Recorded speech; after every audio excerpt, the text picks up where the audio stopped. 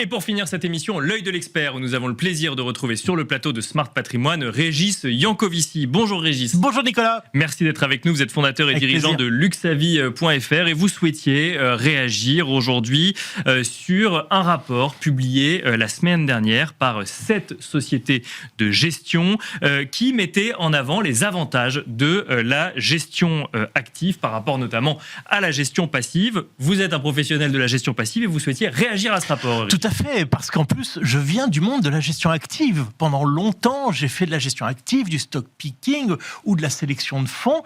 Et il y a maintenant une vingtaine d'années, j'ai fait le choix d'abandonner tout ça pour ne faire que de l'ETF. D'accord. Donc, je me sentais concerné par ce rapport et j'invite vraiment toutes les personnes, en particulier tous les investisseurs et en particulier ceux qui achètent des ETF, à lire ce rapport. Il est vraiment très enrichissant, très intéressant, mais appelle certaines remarques. D'accord. Alors, la première, ce sur quoi on peut s'accorder, c'est qu'effectivement, la gestion active doit exister. Elle ne doit pas disparaître.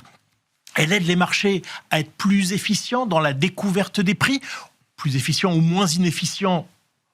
On voit le verre comme on veut.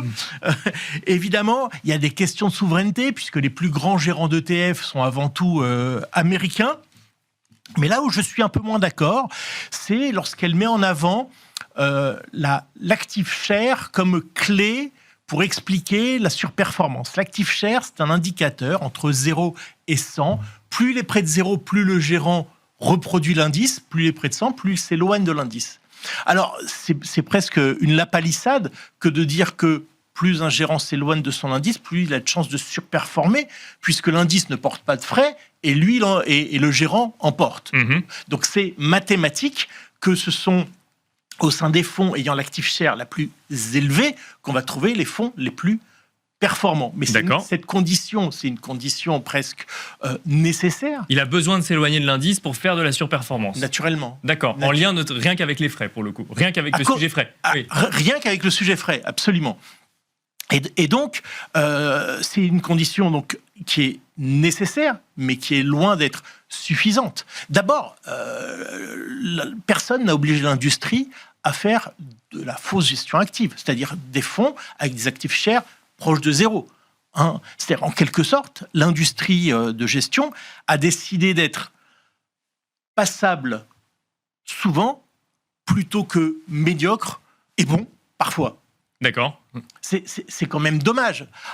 Aujourd'hui, et ça, c'est pas en lien avec des conditions de marché, notamment des marchés haussiers qu'on a connus ces dernières années, où il était compliqué de battre l'indice de référence? Non, je ne crois pas, parce qu'on comprenne les phases de marché haussier ou baissier, la sous-performance globale de la gestion active est grosso modo la même. Et vraiment grosso modo la même.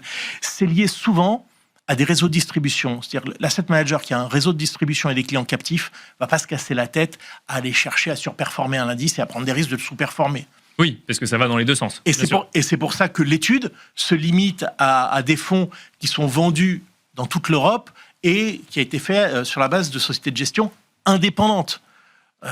Et donc là, il y a une vraie concurrence entre les fonds et une recherche de surperformance qui est plus présente. Mais cet active share n'explique pas tout. Alors, c'est pas très statistiquement élaboré. J'ai pris les 3 fonds au sein de ces 7 sociétés de gestion qui avaient l'active share la plus élevée, d'accord, même jusqu'à 100%. Donc ceux qui sont plus éloignés de l'indice de référence. Exactement. D'accord. Et j'ai pris depuis leur lancement, il y en a 2 qui sous-performent vraiment très fortement, et une qui fait juste l'indice. C'est pas pour leur jeter la pierre, c'est des choses qui arrivent.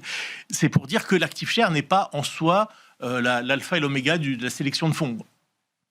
Ça, c'était un des premiers éléments que vous souhaitiez mettre en avant sur le rapport. Est-ce qu'il y a d'autres choses sur lesquelles vous souhaitiez réagir? Oui, alors il y a un point sur lequel je suis pas très content, parce que quand il nous explique que ceux qui achètent des ETF ne font pas d'analyse fondamentale, non, c'est juste notre nature d'analyse fondamentale. Et il y a un distinguo qui est important. Une autre nature d'analyse fondamentale, oui, c'est ça? Bien sûr. Quand vous faites une analyse que certains gérants actifs font, c'est une analyse top-down, une analyse macro, une analyse même ou chartiste, tout ce que vous voulez.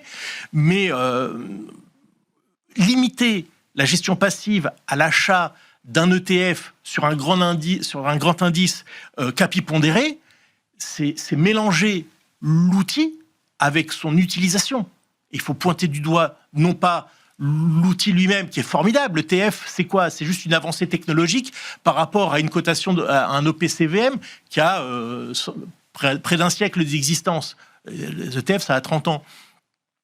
L'utilisation qui en est faite peut être un danger, effectivement, de se limiter à des indices capipondérés. Sans doute, on en reparlera lors du prochain bear market, mais pour l'instant, il y a d'autres choses à faire que les indices capipondérés. L'ETF, c'est juste une structure de cotation. Un sujet peut-être quand même d'alerte aussi sur la concentration des portefeuilles. Ça, il y a un lien aussi avec tous ces capitaux qui sont investis sur les mêmes indices via des ETF. Exactement, et c'est vraiment le point que je soulève, c'est-à-dire que c'est pas le produit en tant que tel, parce qu'en ETF, maintenant, vous faites de la gestion active, depuis quelques années, vous faites du smart beta, donc il y a de la recherche à l'intérieur. Alors, c'est de la recherche systématisée, automatisée, certes, mais vous n'êtes pas obligé de faire que du capipondéré. Et là où je suis d'accord sur l'alerte qui peut être lancée, c'est attention lorsque vous achetez des ETF aveuglément en disant « de toute façon, les gérants font moins bien, donc je vais acheter un MSCI World », il y aura un retour de bâton à cette approche. C'est une certitude. C'est pour ça que nous, à nos clients, on leur propose de les accompagner dans la construction de portefeuilles passifs, semi-passifs, ou de gestion active. Gestion active d'ETF. En ETF, absolument. D'accord. Un argument, ou en tout cas un point de précision que j'aimerais évoquer avec vous, justement, je profite de cette émission. Quand on investit en ETF, on ne finance pas l'économie réelle, contrairement à la gestion active, Régis. Alors, on finance l'économie réelle, mais de manière indifférenciée.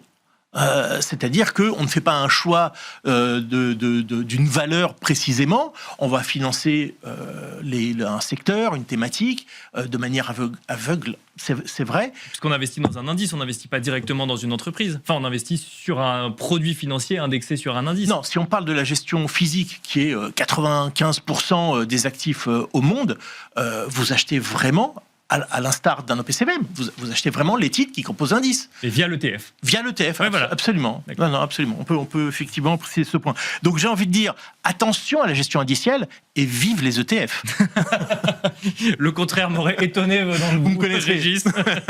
Merci beaucoup, Régis Yankovici. Vous êtes fondateur et dirigeant de luxavie.fr. Merci donc, Nicolas, d'avoir réagi à ce rapport et d'avoir fait un petit peu de pédagogie sur les ETF. Merci à vous également de nous avoir suivis. Vous pouvez retrouver évidemment cette émission en replay sur bismart.fr. Et quant à moi, je vous dis à très vite sur Bismart for Change.